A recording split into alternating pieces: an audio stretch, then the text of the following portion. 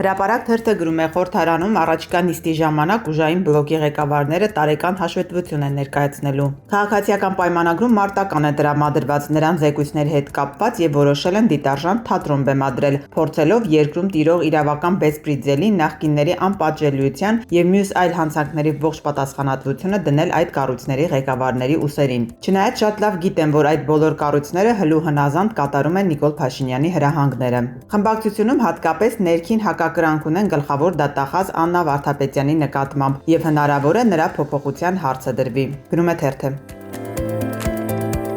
Ժողովուրդ օրաթերթի տեղեկություններով առաջիկայում մարտի 1-ի քրեական գործի շրջանակում սպասվում են նոր ձերբակալություններ։ Դրանք վերաբերելու են ոստիկանության համակարգի նախկին բարձրաստիճան պաշտոնյաներին եւ ցանկը միայն 2 անձով չի սահմանափակվելու։ Գրում է թերթը։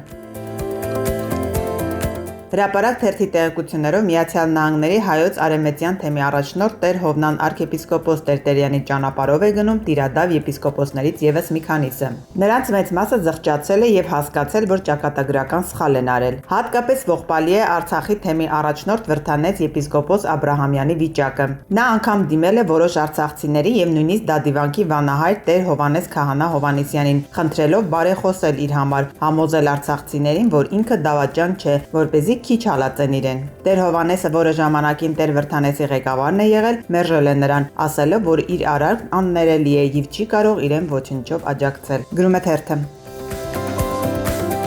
Հրապարակ թերթը գրում է. չնայած Սերժ Սարգսյանի գլխավորած հանրապետական կուսակցությունը չի շտապում հայտարարել հունիսի 7-ի ընտրություններ մասնակցել-չմասնակցելու իր որոշման մասին, սակայն կուսակցության համագումար է նշանակել ապրիլի սկզբին։ ՀՀԿ ղեկավար կազմը համայնքներ կուսակցական կառույցները ակտիվ այցելում, սակայն այդ այցերը անհայտ պատճառներով չեն լուսաբանվում։ Կուսակցությունը նաև նոր երկարաժամկետ ռազմավարություն է մշակում, որը մինչև համագումարը պետք է ավարտված լինի եւ ներկայացվի համագումարի մասնակիցներին։ Նաև ներքին կառուցվածքային փոփոխություններ են իրականացնում։ Մի խոսքով ակտիվ կուսակցական աշխատանքների մեջ են, մինչև համագումարը ըստ ամենայնի մարտի կեսերին կհայտարարեն ընտրություններին մասնակցել-չմասնակցելու մասին։ Գրում է թերթը։